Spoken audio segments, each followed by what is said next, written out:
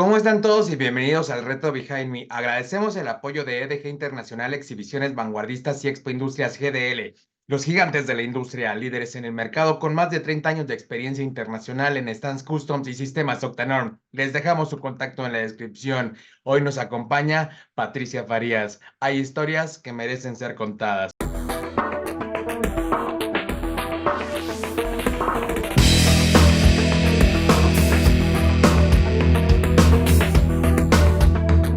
Behind the Meetings Industry.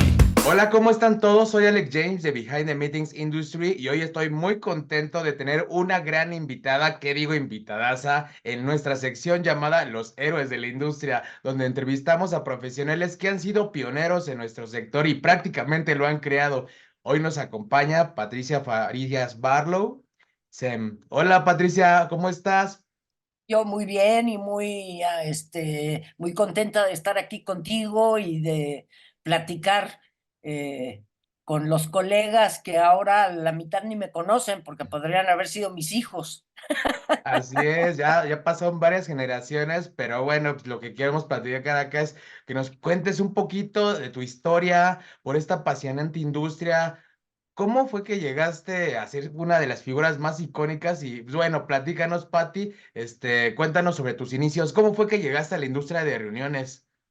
Mira, yo llegué un poquito porque me dedicaba a las relaciones públicas y de alguna forma en aquellas épocas, que te estoy hablando finales de los setentas, principios de los ochentas, no había realmente una industria.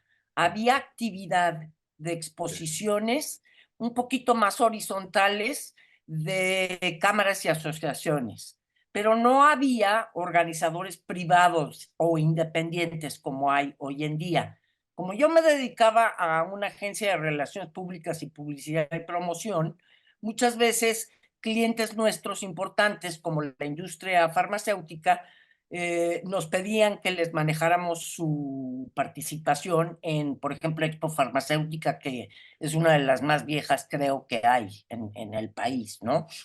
Y así fue como de alguna forma fueron mis primeros toques con la industria.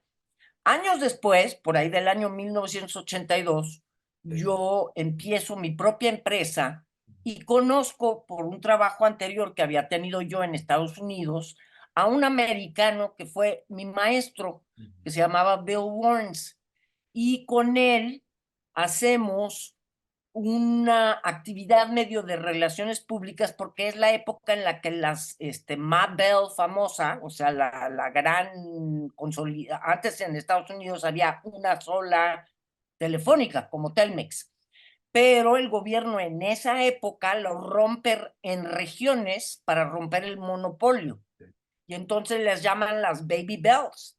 Y me contrata en México para hacer su presentación en sociedad, porque les permitían salir a dar capacitación y asesorías, pero no a tener hardware y ese tipo de cosas, ¿no? Entonces me contrata NYNEX, que es la regional de Nueva York, Nueva Inglaterra. Pero era una época en donde de alguna manera incipientemente, pero por ejemplo llegó a México Apple, por ejemplo, en esa época, y una que se llamaba Rainbow Technologies, y sobre todo otra que se llama Hughes, que era la que estaba lanzando los satélites Morelos. Estábamos en esas épocas de que realmente no había. Entonces me junto con Bill, porque Bill me pide que le ayude también a lanzar una revista de otro cliente de él, que era una revista de telecomunicaciones para Latinoamérica, ¿ok?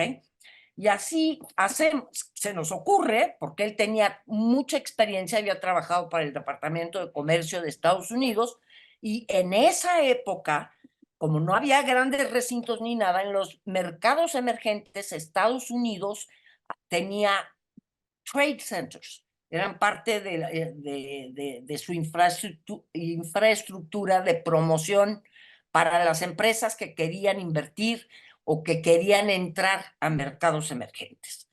Y él había manejado los trade centers, muchos trade centers alrededor del mundo, que es donde él de alguna forma conoce las exposiciones en Estados Unidos y en el mundo.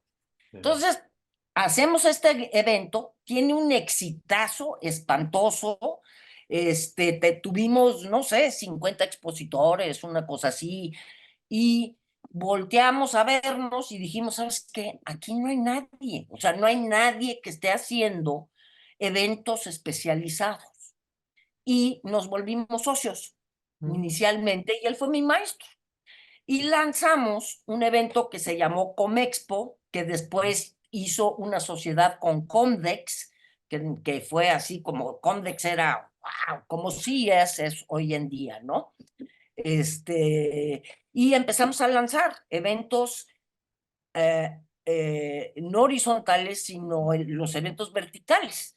Ya hacemos uno de hospital, ya hacemos uno de agro, ya hacemos uno de equipo médico, ya hacemos uno de seguridad, y hacemos otro de máquinas, herramientas, y etcétera. Y la gente empieza a voltear a vernos, porque lo que de alguna manera no había es algo organizado de esa forma.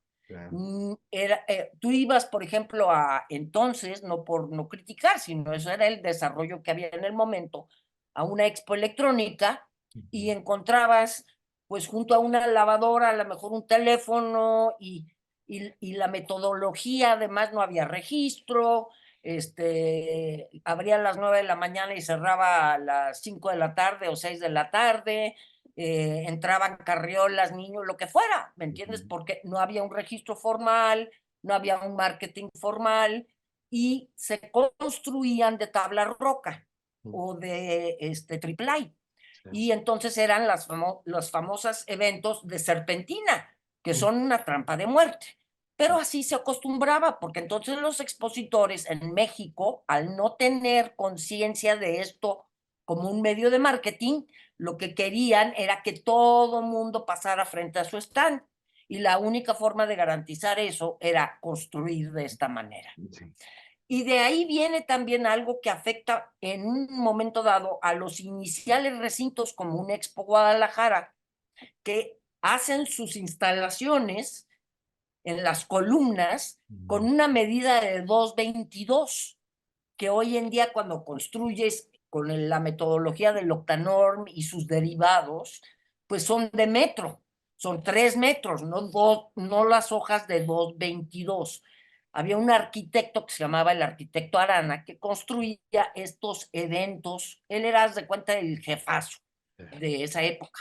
Pero nosotros no queríamos utilizar esa metodología, queríamos utilizar una metodología más americana, y nos encontramos con la empresa Conmasa, que hasta la fecha es una empresa con un gran prestigio, cuyo mercado era primordialmente los eventos de países extranjeros.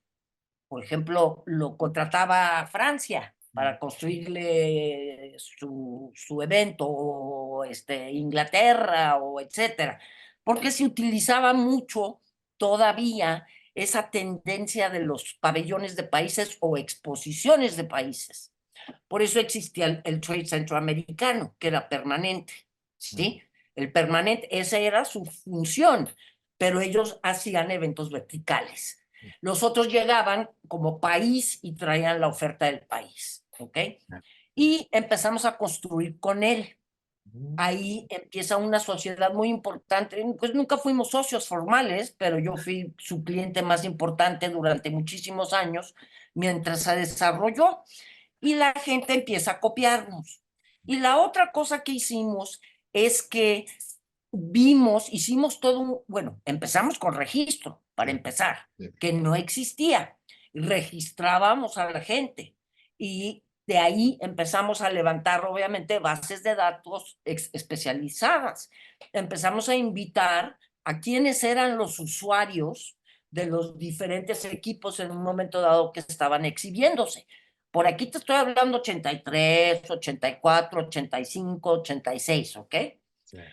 México tenía ya, y te mandé, o sea, aquí en la presentación de Conetour, ¿ok? Que se hizo para los de Unitec, ¿no? Hace algunos años, hablamos un poquito de la historia ya más formal de los recintos, porque hay una historia desde 1902, ¿no? Pero los modernos, vamos a decir, en el estilo moderno, en realidad no había. Está León, que empezó con unos, yo tuve clientes en esos eventos de León, de la industria de la tenería, etcétera, y primero eran unas como naves metálicas, igual que fue el Auditorio Nacional antes de que lo remodelaran. Esa estructura metálica la construyó con masa para una de estas exposiciones de París, Francia. Y el INBA, que manejaba el Auditorio Nacional, decide llegar a un acuerdo con él para que les dejaran la nave, para que se pudiera usar para la Feria del Hogar y otros usuarios, ¿ok? El otro que estaba haciendo algo era pues, la parte cultural del gobierno, que hacía una feria del libro y no sé qué tanto, ¿ok? ¿Qué pasa? El otro lugar en donde en la Ciudad de México se llevaban a cabo estas que te digo de las asociaciones y cámaras, que contrataban empresas que hoy en día las llamarías management, ¿ok? Para que les organizara su evento. Y había como 6 gentes. Entre ellos estaba pues Elena Maribona, que pues, mucha gente, todo el mundo conoce, Juan Can, estaba Juanito Buendía, que por ahí aquí está en una de las fotos de la construcción de las carpas, y estaba Salvador Delgado y Felipe del Fringer, ¿ok? Felipe del Fringer se mete a hacer la famosa esta del regalo, ¿ok? Porque él, a su vez, él participaba en San Ángel en cosas de artesanía, ¿ok? De ahí nace la feria del regalo que después manejó su hija mucho tiempo y que después ahora pues manejaron Gucci, toda esa sociedad, ¿no? Entonces empezamos a construir y empezamos a dar, al empezar a hacer el marketing, nos encontramos que la gente, los visitantes y los expositores, como que no le entendían qué era esto. O sea, decían, pues esto no es mercadotecnia, esta es una actividad de relaciones públicas. Y nosotros les decíamos, no, aquí está todo bajo un mismo techo, que era uno de los eslogans que usábamos. Y, y aquí te vas a encontrar todo lo que hay de equipo, de lanzamientos y de todo este tipo de cosas de tu industria. No va a estar mezclado así como visita a ver qué hay de nuevo, ¿no? Pero como no había una cultura de participar en exposiciones, los jefes no le daban permiso a sus empleados para que salieran durante las horas de trabajo a visitar las exposiciones. Y entonces empezamos a abrir de 3 de la tarde a 8 de la noche o 9 de la noche, porque la tarde sí se la podían tomar. Y para nosotros era muy importante que vinieran los técnicos, que a lo mejor no eran los compradores, pero sí son los que hacen la recomendación de compra, ¿no? O sea, el jefe a lo mejor es el que firma el cheque, pero el técnico es el que dice, esta es la máquina que necesitamos. Y entonces encontramos un modelo que hasta la fecha se usa en México, que nos sirvió mucho porque traíamos nosotros pabellones extranjeros. Desde un inicio trajimos, obviamente, muchos expositores de Estados Unidos, pero también hicimos alianzas con los departamentos comerciales de otras embajadas, como Inglaterra, Francia, Canadá, etcétera, y traíamos pabellones de esos países, que era la parte que más que nada hacía Bill, mi socio, Bill Warrens. En la foto que está aquí que dice Mexcom 86, eso es en Expo Guadalajara. Yo no sé por qué dicen que Expo Guadalajara se inauguró en el 87, si yo hice ahí un evento en octubre del 86, pero lo inauguramos, ¿no? O sea, fuimos lo que le inauguramos. Pero entonces encontramos que este horario le convenía mucho a los expositores extranjeros, porque ellos hacían contactos en la tarde Y en vez de tener que quedarse un par de días después de la expo para ir a visitar a potenciales distribuidores, lo podían hacer en las mañanas. Entonces, o en las mañanas iban a visitar potenciales distribuidores a sus fábricas, etcétera, para hacer el negocio, y ya no tenían que estar en el piso de la exposición hasta las 3 de la tarde. O se iban de turistas, pero funcionó. Y eso se ha quedado. Es lo que yo he notado, es que hasta la fecha los eventos se abren de 2 o 3 de la tarde. Ya después, pues obviamente poco a poco nos fueron creyendo que verdaderamente funcionaban como una herramienta de mercadotecnia. ¿Ok? ¿Qué pasa después? Se inaugura, obviamente, bueno, estaba León, se inaugura Expo Guadalajara, que fue pionero, tanto en su forma de construirlo como su financiamiento del mismo.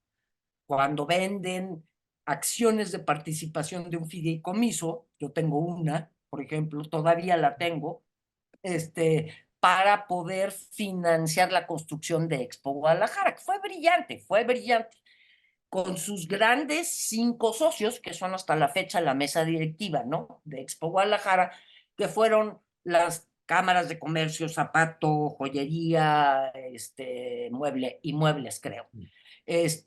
Que van con sus socios y les dicen, señores, todos compren una acción, vamos a comprarlo como cámara. Y es por eso que ellos tienen la representatividad en un momento dado en la mesa directiva o en el consejo de Expo Guadalajara, porque pues son mayoritaria, al 80-90% de los certificados que se vendieron se fueron a esas cámaras, ¿no?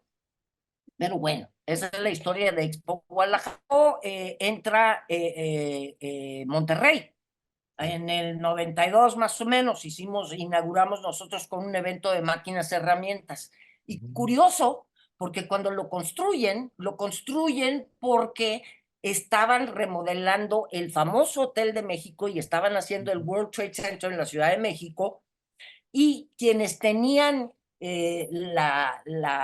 vamos a decir, la franquicia de World Trade Center, tanto para Guadalajara como para Monterrey, eran los mismos, pero eran chilangos.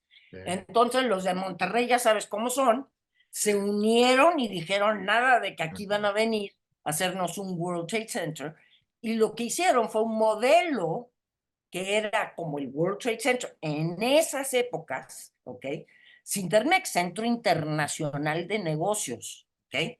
Que tenía los salones, que tenía lo de los, era un edificio inteligente de la época, porque pues el internet no vino a asomarse hasta por ahí del 96. Nosotros hicimos el lanzamiento, hicimos entre lo que hacíamos, hicimos una de internet, que se llamaba Internet World, que fue de las primeras, inclusive lanzada en Estados Unidos. Nosotros trabajamos durante casi toda la existencia en un momento dado de la empresa, con sociedades de otros eventos o con organizadores internacionales que querían de alguna forma penetrar el mercado. También lo hicimos identificando qué nichos de mercado existían que tuvieran el suficiente volumen que necesitaban un evento, ¿ok? Y así fue como, digo, para entonces pues, realmente no había verticales, entonces aquello era virgen. El método de la construcción con masa, el método de los registros, la mercadotecnia dirigida de bases de datos, en donde teníamos una base de datos que yo la tenía que tener bajo llave. O sea, a las operadoras, las niñas que manejaban la base de datos y todo eso, era tan valiosa, porque en aquella época no existían computadoras, nada de eso. O sea, solo las grandes empresas tenían computadoras y no eran de escritorio como son hoy en día, mucho menos de teléfono, ¿no? Sí. Y todo el mundo se quería robar nuestros datos, porque la teníamos segmentada de tal forma que podíamos escoger, por ejemplo, mujeres de 25 años que se dedican que son enfermeras en León. Y jalábamos los nombres, entonces no teníamos desperdicio de promoción. La promoción iba dirigida a quiénes eran los usuarios y luego los macheábamos, ¿me entiendes? O sea, le preguntábamos a Xerox, ¿a quién quieres ver o qué vas a presentar? Entonces Xerox decía, voy a lanzar un plotter para arquitectos. Pues a buscar arquitectos. Oye, ¿ya sabías que Xerox va a lanzar un plotter automático que no sé qué tanto? Y así le hicimos. Entonces empieza esto, ¿no? La crisis. ¿Cuál fue la crisis? Que ahí vienen las carpas, ¿ok? La crisis es que se empieza a construir el World Trade Center y el que era el dueño, uno de los socios principales, era obviamente el hijo del dueño del Hotel de México, Suárez, ¿no? Y él cierra a los que trabajaban en el Hotel de México, que había algunos, Juan Can, por ejemplo, Elena, ellos trabajaban en el World Trade Center. Y no nos hablábamos entre nosotros, sabíamos que existíamos, pero no había un diálogo, ¿no? Y luego estábamos el grupo que hacíamos cosas en la mole, la nave esta que te digo del hotel, del Auditorio Nacional, ¿ok?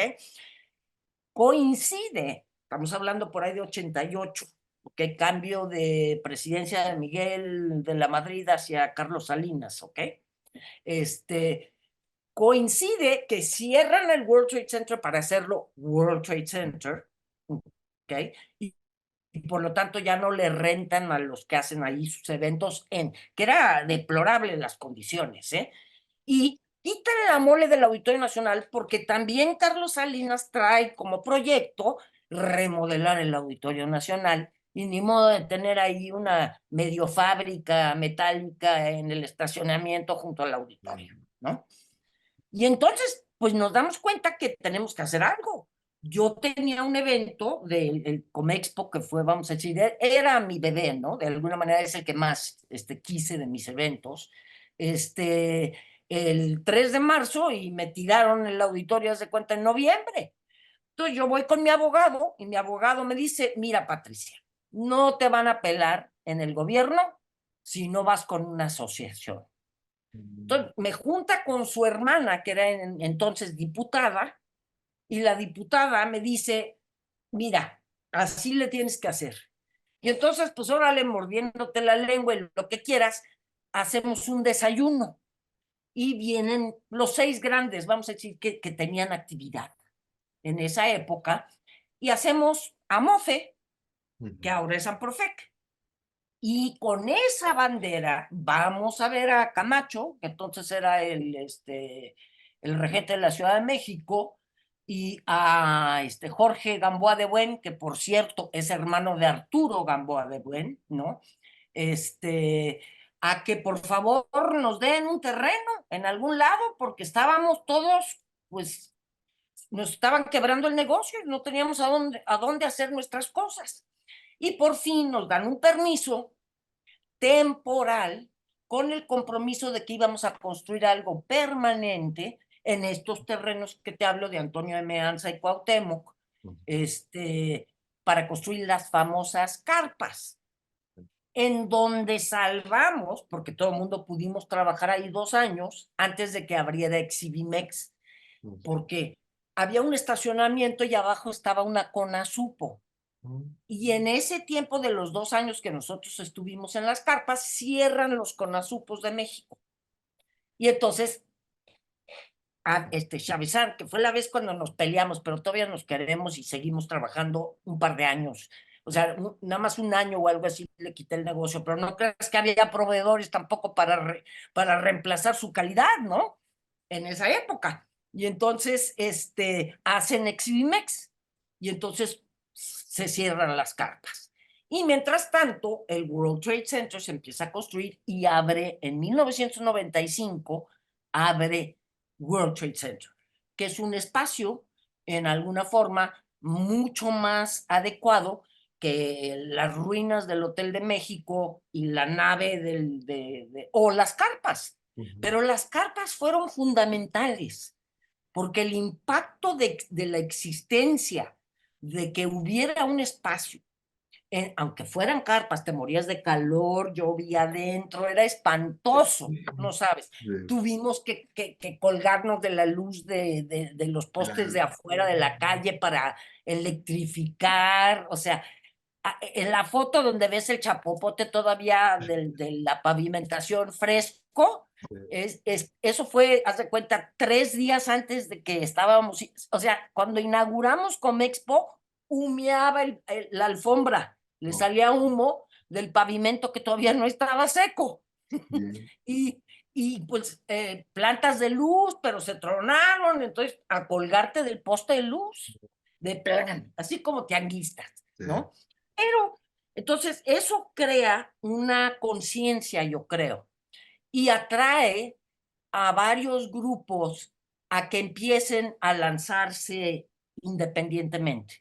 También hay una crisis porque las cámaras y asociaciones agarran y dicen, ¿sabes qué? ¿Yo para qué necesito que alguien, un tercero me maneje mi evento y se lleve el 90% de la lana? Yo me quedo nada más con una comisión del 10%, no los necesito, y los empezó a correr. Y entonces tuvieron que reinventarse. O sea, la misma Elena, te digo, Juan Can, todos ellos tuvieron que agarrar y empezar a lanzar eventos verticales de su propiedad como productores independientes, ¿ok? Entonces, ese es, vamos a decir, el inicio, ¿no?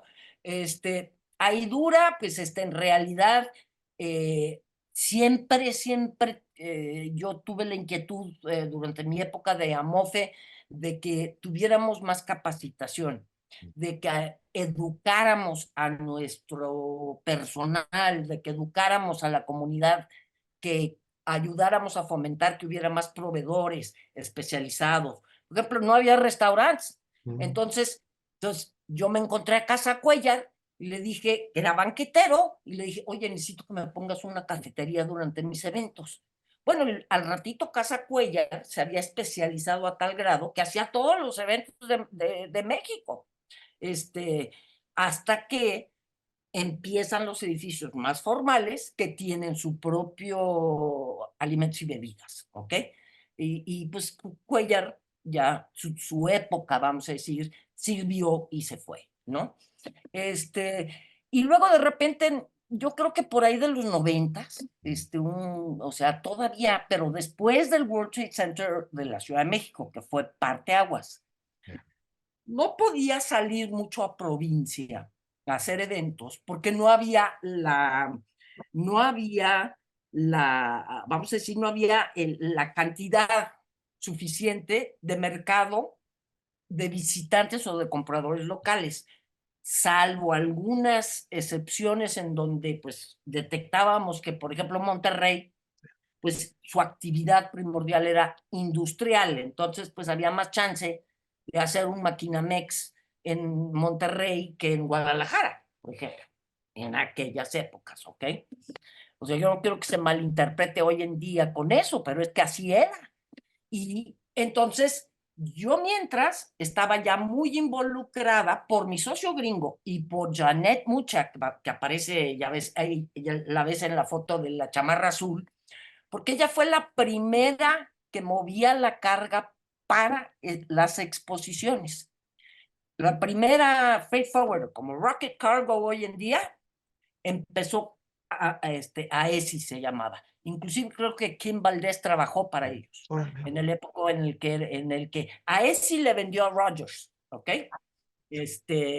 Janet ya tiene ahorita 90 y tantos años de edad, o sea, ya es una mujer mucho más grande, pero ahí está, en esa foto. Entonces, esa era otra distintiva, que nosotros traíamos la carga a la gringa, hasta tu stand, y le traía un profesional que sabía que había que despacharlo para la fecha de inauguración, porque te ibas con los aduaneros y con las agencias aduanales y pues, no, o sea, a ver cuándo, porque no entendían el concepto, ¿sí? Y de ahí se fueron dando diferentes proveedores en general y empezó a crecer la industria. Seguía pequeña, ¿ok?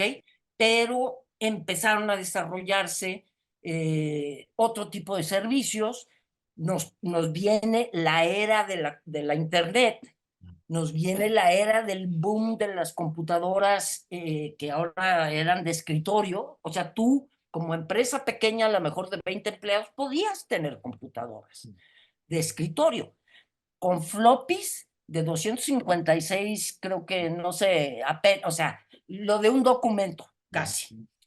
Hay la foto donde está, que dice el Mexcom 86. En esa foto, la mujer que está sentada en esa computadora, esa era una computadora portátil en esa época.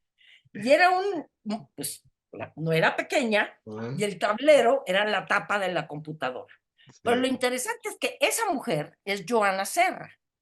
Joana Serra, que yo la conocí en la embajada británica cuando era la comercial allí, es la esposa de Jaime Serra, el que hizo el Tratado de Libre Comercio y fue secretario de Comercio. Ella fue nuestra directora internacional y ella nos ayudó mucho a crecer en ese ámbito a nivel de pabellones de país y cosas de ese tipo, porque eso es lo que hacía. Ella renuncia a la embajada británica porque se quiere quedar en México, porque está enamorada de Jaime Serra y se casan. Y pues no podía salir en el servicio exterior británico si quería casarse con Jaime Serra. Y Jaime Serra no podía dejar su chamba porque era subsecretario de Hacienda y ya después fue secretario de Comercio, ¿no? Pero bueno, algunas de las personas que puse ahí pues son de los pioneros.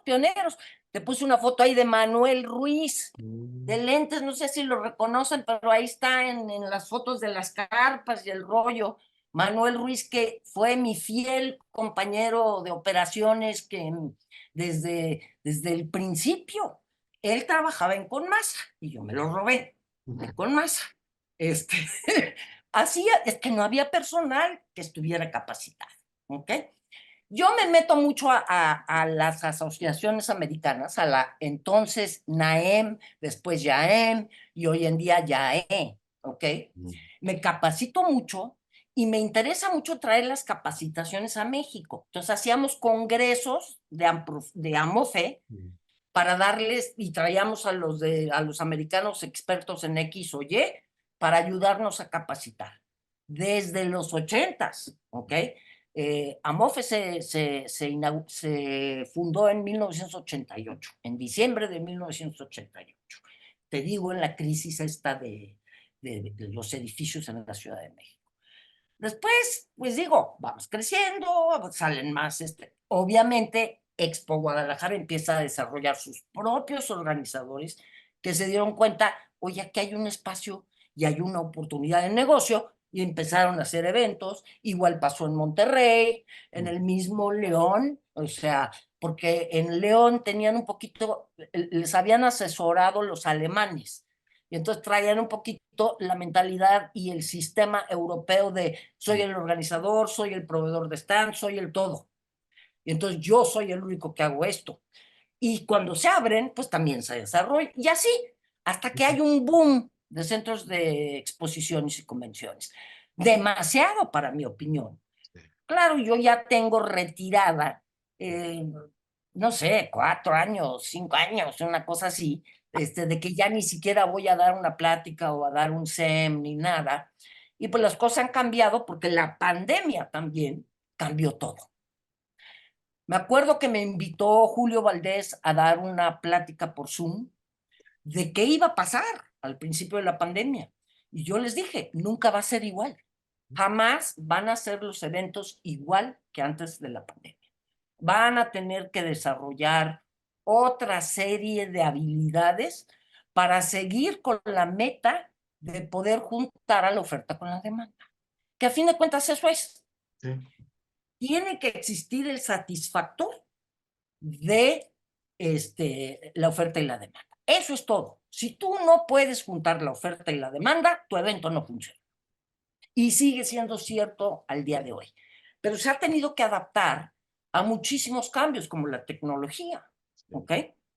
Se ha tenido que adaptar a las economías, a la pandemia, o sea, se ha tenido que adaptar, pero ahí sigue la industria, y la industria es pujante hoy en día. Yo escucho luego que hacen, por ejemplo, el Congreso Nacional del Turismo de reuniones o lo que tú quieras, y van 800 gentes. Si en la época en la que nos considerábamos ya más grandes y no sé qué, y que sean profe, teníamos creo que 30 socios. O sea, no, nada que ver.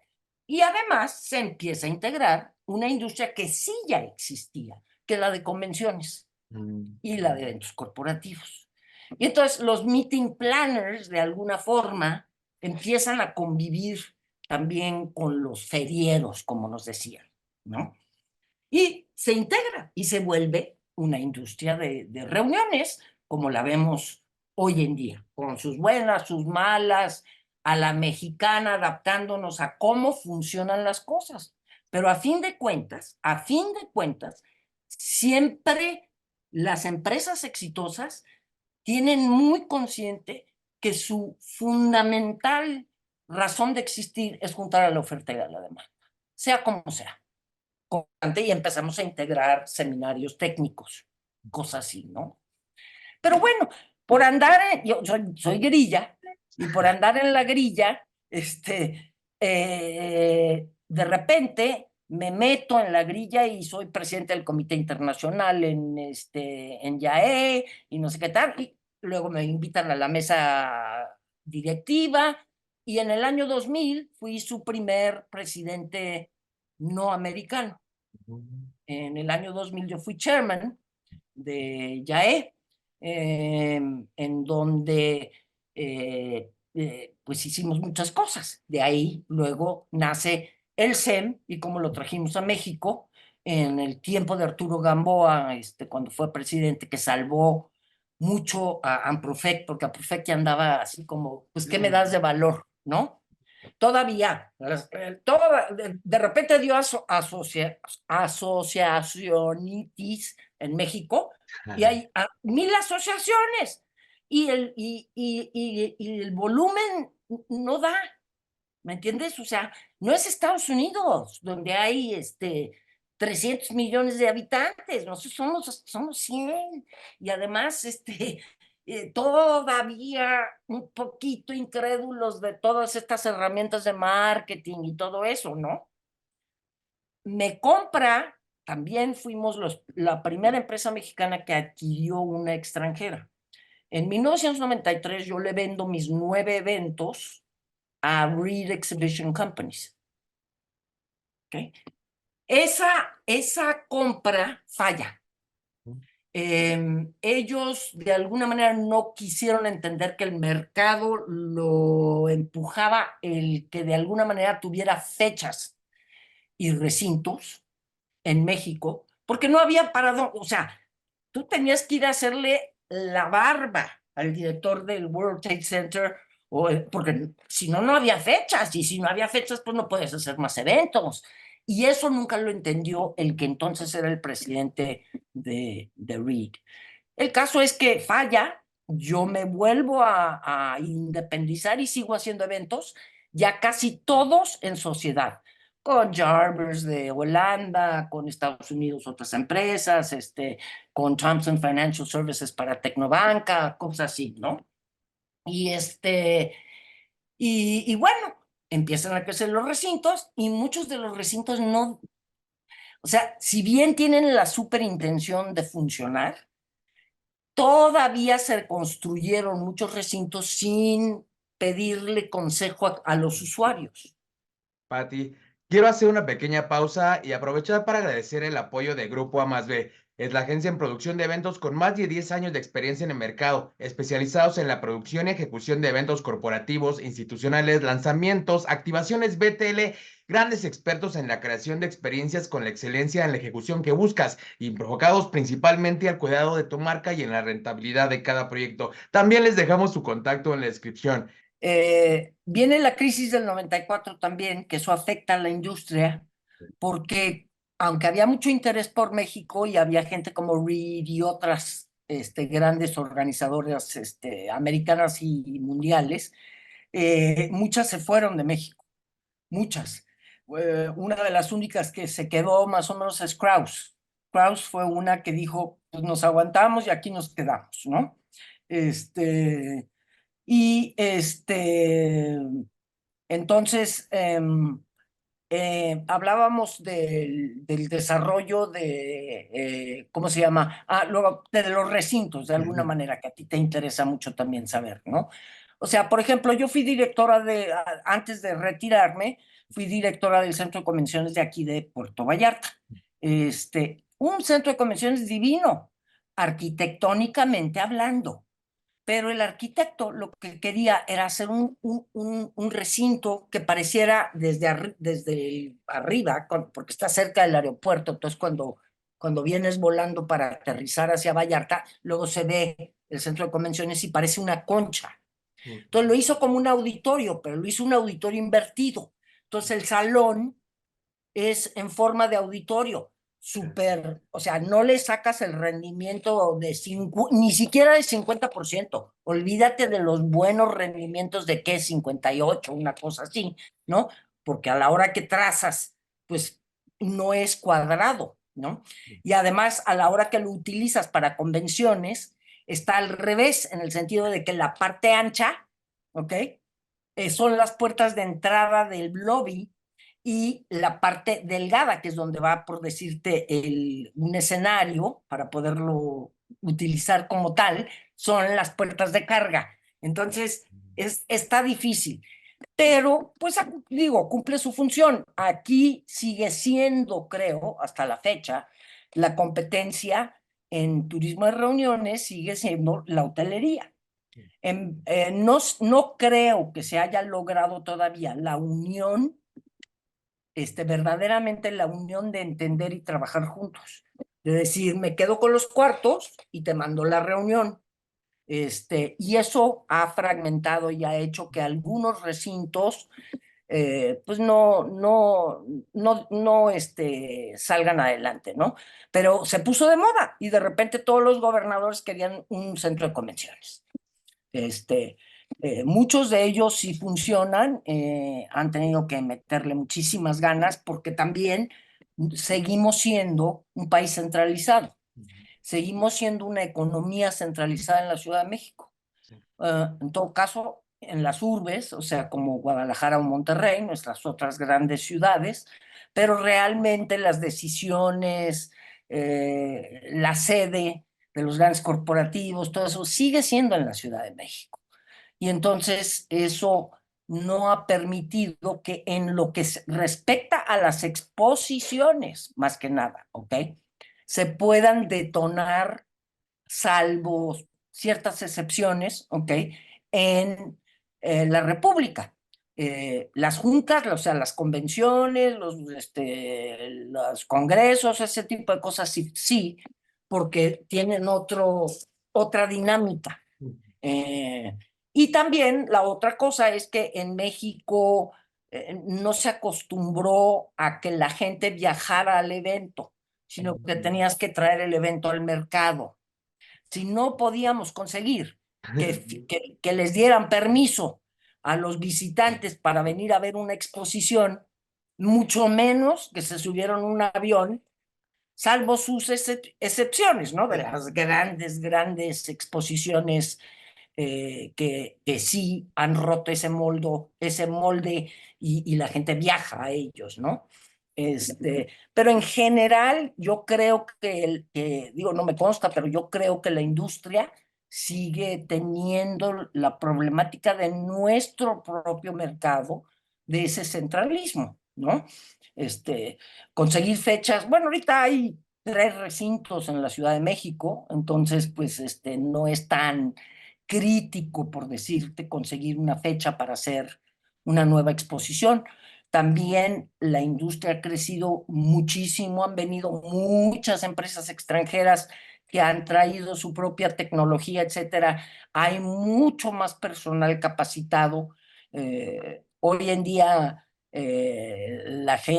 mucha de la gente que trabajó para mí, en los 80s, etcétera, pues ahora son los que están manejando las cosas y ya medio andan de salida, ¿no? O sea, Así es. ya es o sea, de mi generación a la siguiente generación, tienes la gente como Jaime Salazar o Fabián Delgado, ellos ya están con una patita casi afuera.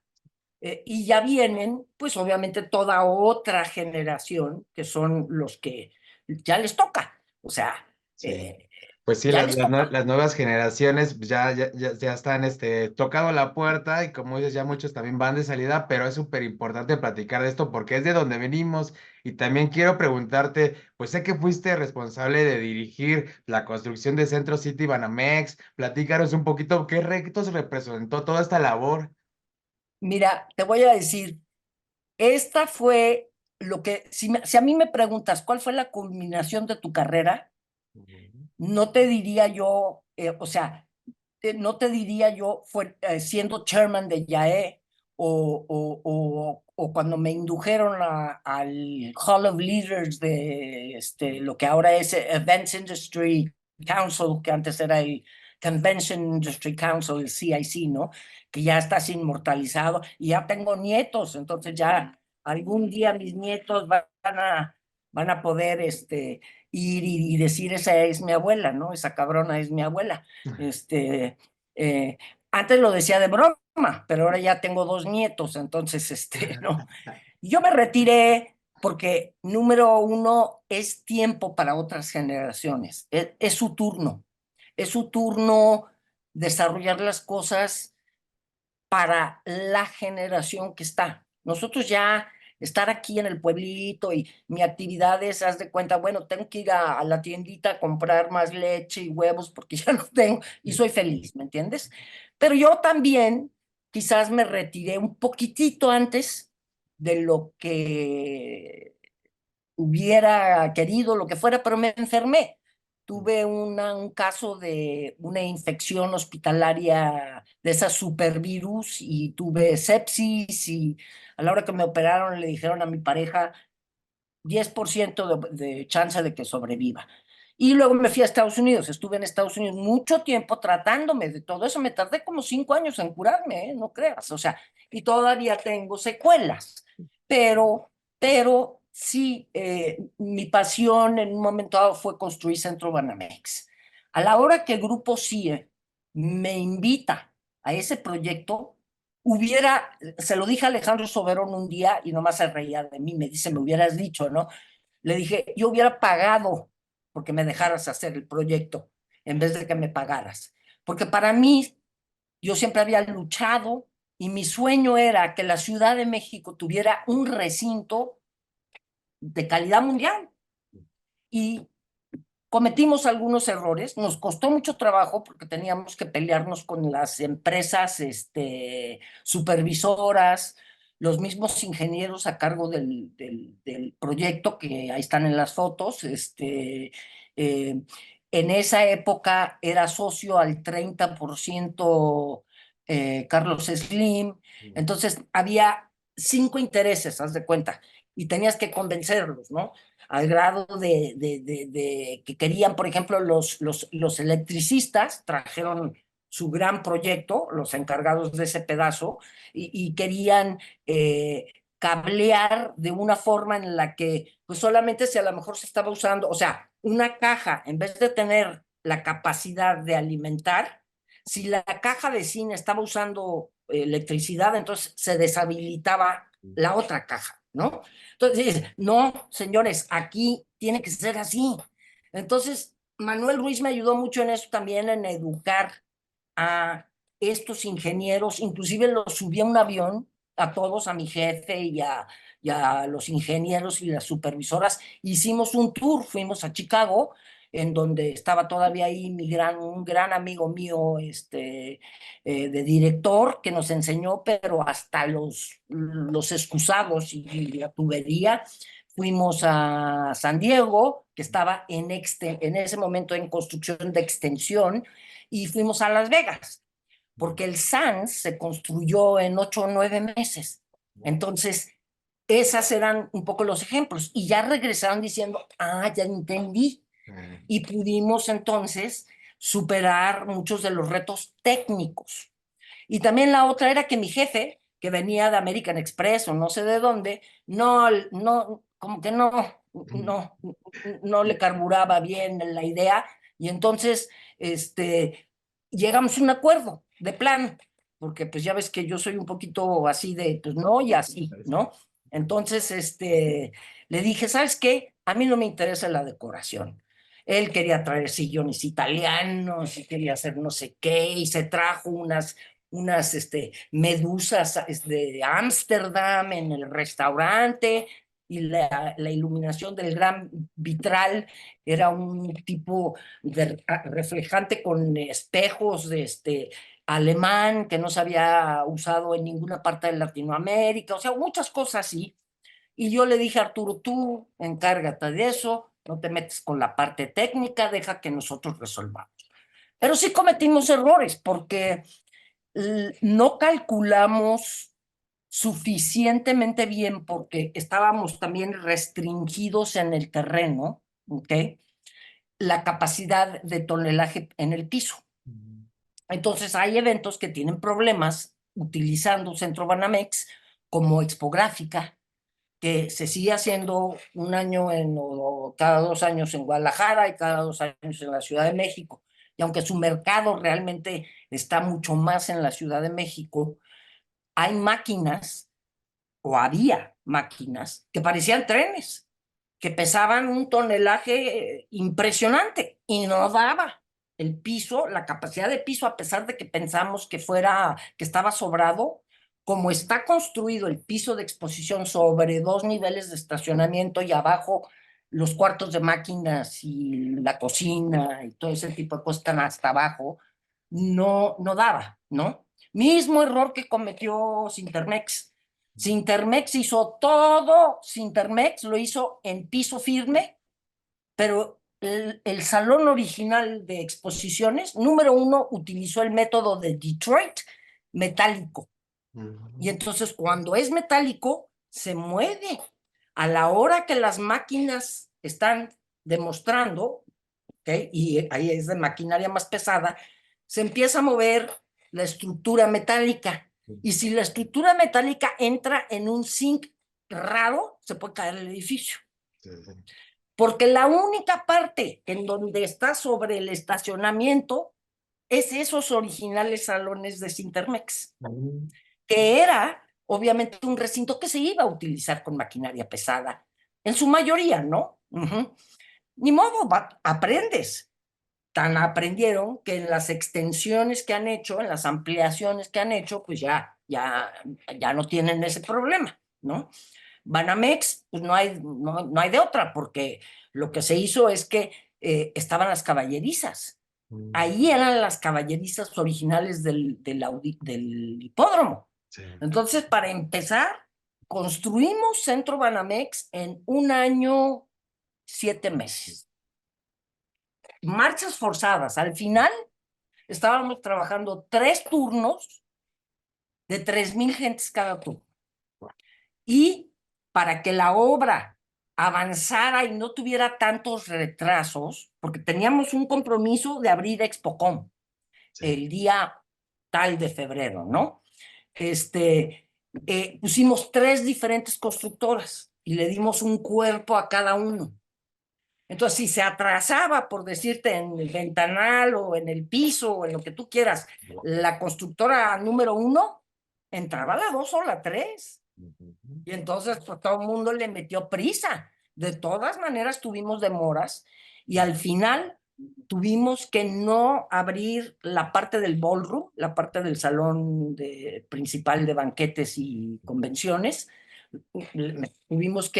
Ese lo tuvimos que terminar después, porque el compromiso que traíamos obviamente era con la parte de la exposición.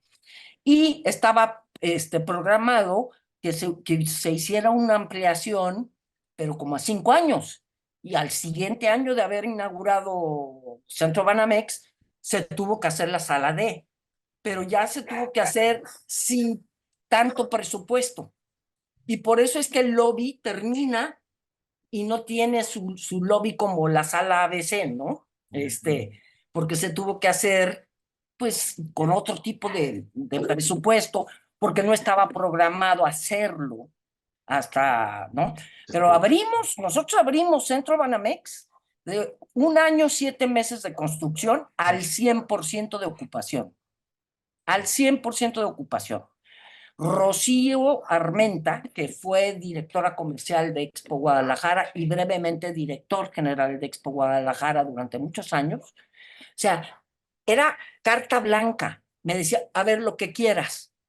Pues yo quiero, entonces agarré y dije, a ver, quiero a Rocío Armenta de directora de ventas, quiero a Manuel Ruiz de director técnico, quiero a Anabel Ramos de director de alimentos y bebidas, que era la directora de Camino Real muy famosa, quiero de directora de convenciones a Mari Landa, porque me atendía de lujo en los hoteles donde yo trabajaba, y muchos de ese personal, ahí está, ahí sigue.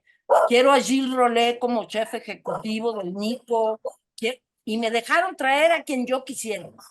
Muy fácil, porque yo agarré, o sea, me acuerdo a Mari Landa, le hablé y le dije, oye Mari, ¿te vendrías acá a este proyecto que no sé qué tanto? Y Mari me dice, pues es que no sé, que ya sabes que te duplico el sueldo. Ah, pues cómo no, ¿no? Y además era gente extremadamente preparada que lo ha demostrado en estos 20 años que tiene Centro Banamex de operar. Si tú realmente haces un análisis del personal base que todavía está ahí, ahí siguen. O sea, Gilles se acaba de retirar, Anabel ahí está, a Tony Gámez nos la trajimos como gerente de exposiciones, estaba en León, Sí. y nos la trajimos, se la trajo Rocío Armenta, o sea, yo quiero mis gentes, ¿no? O sea, ok, perfecto, ella se trajo a Tony y mira dónde está Tony hoy. Ella llegó un par de años o 1 año después de que la inauguramos, porque por etapas fuimos llenando también al personal de acuerdo a las necesidades, ¿no? Todos los grandes retos los teníamos que resolver sobre cómo íbamos construyendo. El arquitecto del edificio era un americano que se llamaba Michael Edmonds, que estaba casado con una mexicana y vivía aquí en México. Y llegábamos a las juntas de obras semanales y el próximo plano, porque él estaba haciendo los planos sobre la marcha, como íbamos terminando, ¿no? Entonces fue un proyectazo, fue un verdadero placer y para mí fue la culminación de mi carrera, o sea, mi sueño hecho realidad, tuve esa oportunidad de vivirlo, ¿no? De Qué vivirlo. interesante. No, Ujú. y más que hayas dicho, no, yo hubiera pagado por hacerlo. Sí, en efecto. Y usábamos, no sabes, todos los trucos, o sea, no dejábamos uno vivo. Como estaba el hipódromo enfrente, entonces los invitábamos a comer a las suites y eso que estaban del otro lado y les mostrábamos del otro lado cómo se iba construyendo el centro. Y después los llevábamos a un tour y todo el mundo en la tierra, ¿no? Y con casco y el rollo, y ay, algunos decían, no, espérate, o sea, no traigo, no. Y entonces teníamos un bolero, y entonces el bolero, ya cuando se bajaban de las escaleras, todos con los pelos parados del susto de que los habíamos metido a la obra y todo el rollo, ahí estaba el bolero, y les limpiaba los zapatos, ¿no? Sí, Y por lo firmaban, menos. y firmaban, porque abrimos con una ocupación al 100%, que no existe además. Sí, O sea, el 100% es realmente el 75% por los hoyos que tienes, ¿no? Ujú. Pero así es. así es. Ujú. Qué Entonces interesante. digo, Banamex para mí, o sea, me tocas el corazoncito, la verdad. Me hubiera gustado tener una carrera más larga, al frente de Centro Banamex, pero hubo allí un par de situaciones, pues durante mi carrera, la verdad, hay cosas que también se tienen que decir por mi generación, o sea, en mi generación, las mujeres teníamos una gran dificultad de ser aceptadas en el mundo de los negocios, ¿ok? Yo hice eventos, sobre todo los de telecomunicaciones y cómputo y eso, en otros países, y los hicimos en Puerto Rico, los hicimos en Argentina, los hicimos en Venezuela, y en Venezuela el patrocinador principal era la Cámara, y no querían hablar conmigo. Nomás querían hablar con Bill y Bill no hablaba una palabra de español hasta que tuve que dar un manotazo en la mesa y decir, si nos vamos a poner de acuerdo, tienen que hablar conmigo, no con él. Yo soy la que va a tomar la decisión. Ah, bueno, ok. O sea, pero sí era más difícil, ¿no? Todavía a mí me tocó un poquito la colita de que, pues en Grupo CIE, en aquella época que fueron sus años dorados, ¿no? Había dos mujeres directoras Mm, de 32 empresas. Una de ellas, comadre del alma, compañera de la escuela, creo que sigue siendo la directora de Ticketmaster, mm, de Rodrigo González Calvillo, el socio de Alejandro Soberón, y yo, porque hicieron una investigación de mercado y salí yo. mm. Y así fue como ellos me reclutaron. ¿Ves? Hombre, qué padre, qué Ujú. interesante. Oye, quiero también pedirte un consejo para las nuevas generaciones que a lo mejor están estudiando apenas o ya están haciendo sus primeros eventos. ¿Tú qué consejo les darías? Mira, el consejo estaba yo revisando un par de presentaciones que todavía me encontré aquí en mi computadora y sigue siendo las clásicas, ¿ok? Las clásicas son métele ganas, sé honesto, sé honesto a tu palabra, ¿ok? Sé honesto y cumple tu palabra. Este, eh, no busques venir a trabajar a un horario de 9 a 5, para eso vete a trabajar a un banco o al gobierno. Aquí no hay horarios, ¿no? Se sabe cuándo se entra, no se sabe.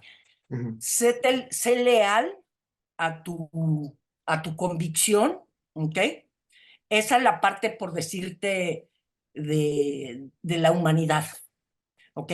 Pero sigue siendo, para tener éxito en este negocio, necesitas conocer a detalle, a profundidad, con investigaciones profesionales, no ahí me late que puede haber una expobar.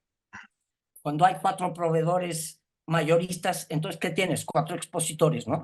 Haz tu tarea y cumple con el propósito de tu existir, que es juntar a la oferta y a la demanda, con todas las necesidades que se vayan desarrollando de acuerdo a la época. ¿Cómo integras? Integrando todo eso.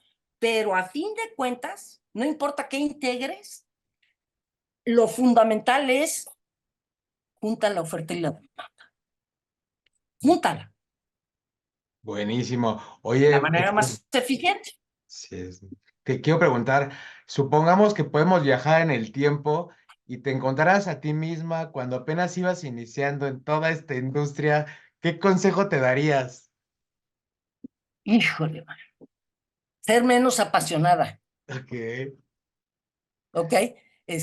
Ser un poquito más flexible en algunas de mis decisiones, en algunas de mi... Yo creía tanto, o sea, era casi como una obsesión, ¿sí? Como soy medio gringa y Mm. no excuso y tampoco critico, ¿no? Porque los mexicanos, gracias a que también soy mexicana, tengo ese ingenio de resolver las cosas que tenemos los mexicanos, ¿no?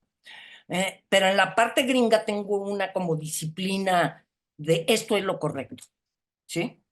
Y de repente se me pasaba la mano en eso. Entonces, pues sí hay mucha gente en la industria que yo sé que me quiere, porque todavía me siguen mandando mensajes y me siguen llamando su teacher y todo lo que tú quieras, pero quizás haber sido un poquito menos dura, más flexible, ¿ok? Eh, Porque, hijo, man, yo luego andaba de bronca hasta, hijo, me acuerdo una vez que mi ex marido en un evento me ofusqué y quise ir a darle una cachetada a un cuate y me agarró, me acuerdo que me agarró Ricardo, que en paz descanse, muchos lo conocieron también en la industria, me agarró así pégate, ¿qué te pasa? ¿No? Sí. Este, esa es la parte de la pasión que no es buena, ¿no? Entonces, y en análisis de mi vida personal, esta obsesión y pasión que yo tenía por la industria, al grado de mudarme al hotel enfrente para poder estar en el radio escuchando lo que estaban diciendo los de seguridad y casi conectando los cables yo ahí en el piso de explosión porque no confiaba, etcétera, ¿ok? Haberle dedicado más tiempo a mi familia. Mis hijos, que ya son mayores, digo, mi hijo ya tiene 42, mi otra hija 38 y la chiquita 32, crecieron en el piso de la exposición, crecieron con nanas y yo estuve ausente mucho tiempo de las vidas de ellos. Eso es lo que yo cambiaría. Pero fuera de eso, lo volvería a hacer. Todos los retos, todas las broncas, o sea, a mis enemigos que por ahí tengo, a los que no me quieren, ¿saben qué? No vale la pena. Yo ahora, a mis casi 70 años de edad, te digo, no vale la pena. Pero cuando tenía yo 28 años o algo así que empecé, hijo, a ver, pónganmelo, porque habría, órale, ¿no? Digo, eh, estoy muy orgullosa de lo que sí logré. Estoy muy orgullosa de, por ejemplo, Espinosa, electricidad, etcétera. Ellos trabajaban para otra persona y eran tan buenos y tan trabajadores que un día agarré a Celso, que ya no vive, y le dije, ¿cuánto necesitas para comprar tu propio cable? Y entonces le financié el cable a cuenta de mis exposiciones para que él pudiera empezar su empresa. Y así hubo. Entonces también hubo cosas muy, muy satisfactorias que ahí están, que ahí están. Y pues el hecho de que ahora estoy en el Convention Industry Council, que fui chairman de YAM, ahí aprendí disciplina. Eh, eh, la mesa directiva se maneja con Robert's Rules of Order y ya sabes el rollo, o sea, aprendí a ser un poquito más conciliatoria, de incluir las opiniones de otros, etcétera, ¿no? Eh, pero igual, ¿me entiendes? O sea, yo aquí me la paso con mis perros, eso hago, rescato perros. Traemos un proyecto de rescate de perros callejeros y los esterilizamos para que por lo menos no se reproduzcan. Y es un trabajo, no tienes idea el trabajo que es, ¿eh?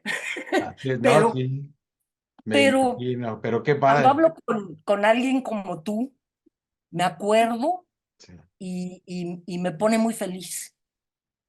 Me pone muy feliz acordarme. No, pues a mí se me pone la piel chinita de escuchar todo lo que platicas, digo así de repente digo, wow, cuánto, y ya habíamos platicado, digo, ya había oído una plática tuya Ujú. y digo, qué gran oportunidad de tenerte de este lado y de verdad que hasta se nos pone la chinita la piel de escuchar tantas historias y pues cómo se desarrolló esta industria pues que muchos amamos, ¿no? Sí, y que ya tiene 40, o sea, ya no es una niña, ¿eh? Yo antes decía, mira, estamos en la infancia, luego que estamos en la adolescencia, entonces obviamente todavía, ya sabes, hay las broncas y el rollo y la competencia y el clonaje y todas esas, siguen, ¿eh? Pero menos. Ya la generación que ahorita está manejando las cosas ya es mucho más madura, ¿eh? Y mucho más profesional, o sea, lo toman en serio, lo toman en serio. No lo toman como, ¿qué haces? Yo iba a cenas, ¿no? ¿Qué haces? Hago exposiciones de arte. O sea, no tenía ni idea. Sí, exacto. Y Así ahora es. es una industria pujante, respetada, internacionalmente reconocida, y que tiene gente que todavía trae mucha pasión por ella. Y las nuevas generaciones quizás no han tenido que luchar lo que luchamos hace 40 años, pero son otros los retos, ¿no? Ahora los retos son más sofisticados de alguna forma, son más de una industria establecida, Sí. En aquella época hacías, como te digo, inventabas que, ok, para que vengan, vamos a abrirlo a las 3 y lo podías hacer.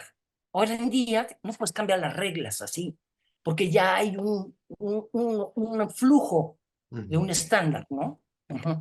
Así es que, Entonces esa Pati, parte también fue muy divertida, sí, poder crear, me imagino, me ¿no? Porque imagino. no había nada, no porque fuera yo un genio, sino porque no había nada. Sí, había que ver cómo desarrollarlo y cómo innovar, como dices, en un mundo que no tenía ni idea de lo que se estaba haciendo. No, no, Oye, no, y Pati, luchábamos y llorábamos, pero lo hicimos. pues ya, Ujú. ya casi terminamos, de verdad muy interesante, que quiero que nos digas, no sé si te comenté, pero la dinámica de la entrevista también es que al final tú nomines o retes a alguien de la industria para que lo podamos entrevistar. Entonces, no sé si por ahí se te ha ocurrido a alguien que podamos entrevistar, que creas que tiene una historia que deba contarse. Bueno, mira, pues ya casi todos están muertos, los míos son retirados, etcétera, pero pues yo diría que alguien que vivió muchas de estas cosas, como Emilio Chavesande o Manuel Ruiz, o el mismo, el que ahorita dirige ¿Arturo? con Massa, Ah, este, pero yo diría Emilio y Manuel Ruiz, que de alguna manera también técnicamente cambiaron las cosas. buenísimo. Pues bueno, nosotros nos pondremos en contacto con ellos para decirles que han sido nominados. Y pues, querida Patricia, ¿te gustaría agregar algo más? Pues no, solamente que te agradezco muchísimo, me llevaste al pasado, pero al pasado padre. Sí. Me encantó platicar contigo y que hayas pensado en mí, cara, que si ya nadie sabe, o sea, yo ya desaparecí del mapa. Mi misma familia me dice, ¿dónde dices que vives? En No, el Purito, Jalisco. ¿Dónde es eso? no, Pues mira, la montaña entre Puerto Vallarta y Manzanillo. Si vas a manejar de Puerto Vallarta a Manzanillo en la carretera 200, te vas a encontrar arriba, en la cima, un pueblito que se llama El Tuito. Ahí vivo. Ah, bueno, está re loca, pero bueno. muy bien, muy bien. Oye, pues ¿Mm? la pasamos de lujo, de verdad, esta historia se tenía que contar. Y pues bueno, nosotros nos ponemos en contacto con los que has nominado. Pues nada, pues muchas gracias a todos por ver esta entrevista, por conectarse un ratito. Y gracias a ti, querida Patti, por esta historia y por ayudarnos a crecer tanto esta industria. Sí, y que sigan creciendo, Así porque hay es. mucho todavía por hacer. Pues bueno, que ¿Mm? estés muy bien, Pati, y Ok. nos vemos muy pronto, esperemos, ¿eh? Ahí cuando andemos, Sí, por Puerto claro, cuando Vallarta, por quieras, ahí. Alex, me rejuveneces, ¿me entiendes? Con estas pláticas. Gracias, ma.